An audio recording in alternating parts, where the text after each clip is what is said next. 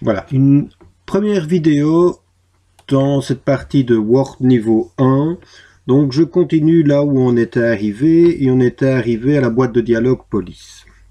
Donc on avait déjà vu ces différentes options-ci, ces différents boutons.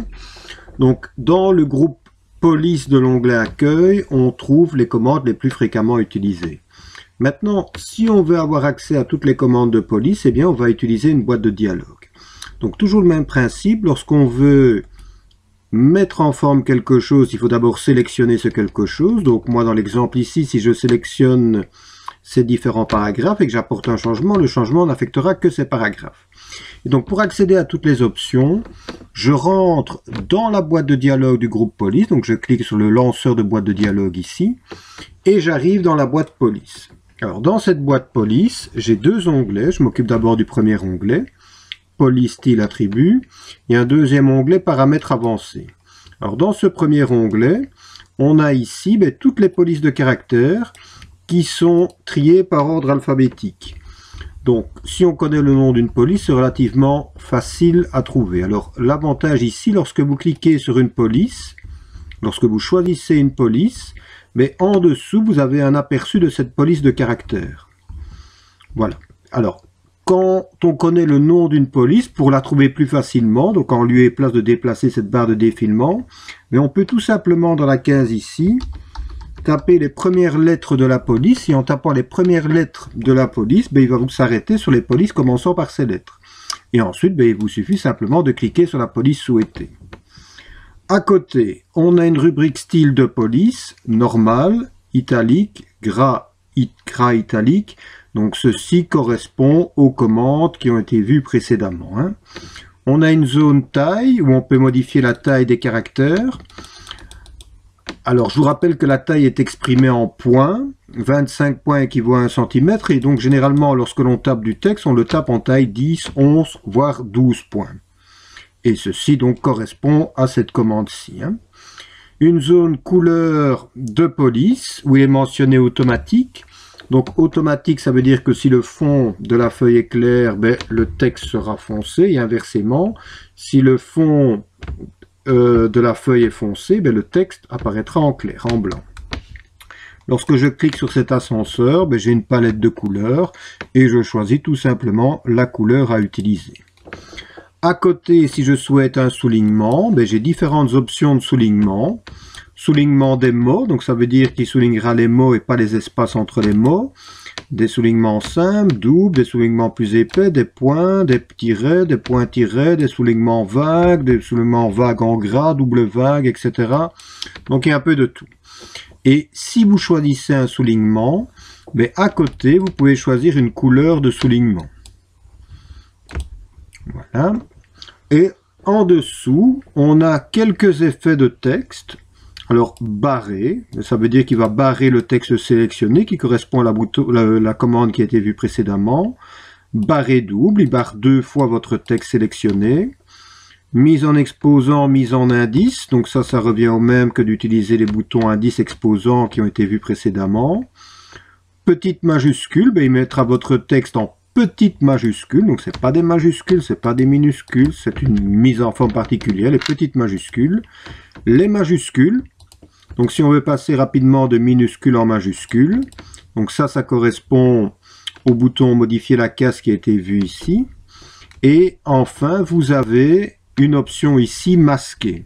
Alors masquer, c'est un peu particulier, ça veut dire que si je masque le texte sélectionné, je le visualiserai toujours, mais il ne s'imprimera pas. Donc voilà à quoi sert cette option.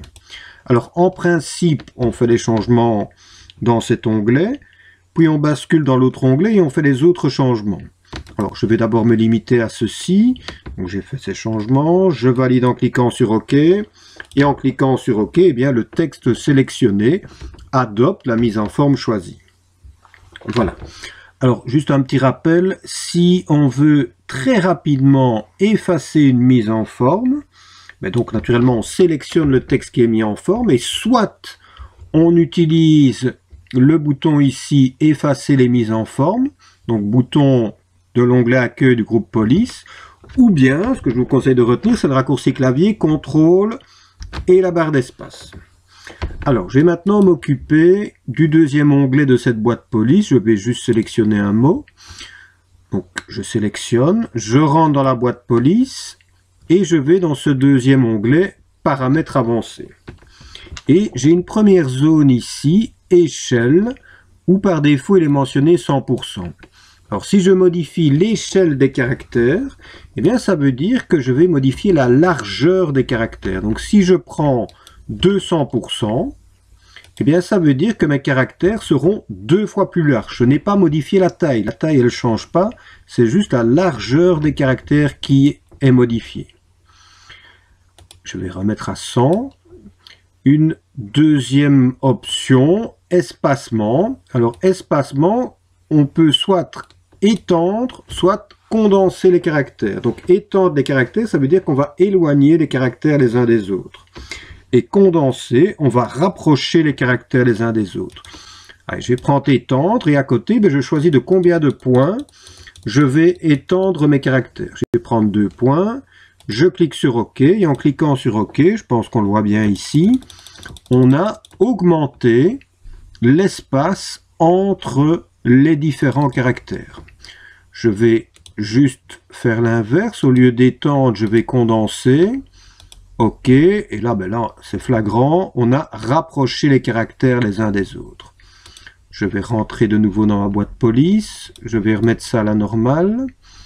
Et enfin, une dernière option qu'on verra ici, les autres on s'en occupera plus tard, on a une option position, où il est mentionné normal. Bien, via cette option position, on va pouvoir remonter le texte sélectionné ou descendre le texte sélectionné par rapport au texte qui ne l'est pas. Donc imaginons ceci, je veux le remonter un petit peu. Eh bien, dans position, je vais prendre décalage haut et à côté, je vais choisir de combien de points je souhaite décaler ce texte. Je vais prendre 10 points, ça veut dire que je vais le remonter d'environ un demi-centimètre. Je clique sur OK. Voilà, et c'est flagrant ici, on le voit bien, le texte est monté d'un demi-centimètre par rapport au texte qui n'a pas été sélectionné. Je vais faire l'inverse, je resélectionne ce texte. Je repasse dans la même boîte, au lieu de décalage haut, je prends décalage bas.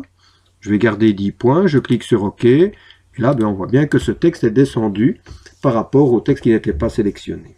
Donc voilà, en gros, pour cette boîte police, on va se limiter à ça.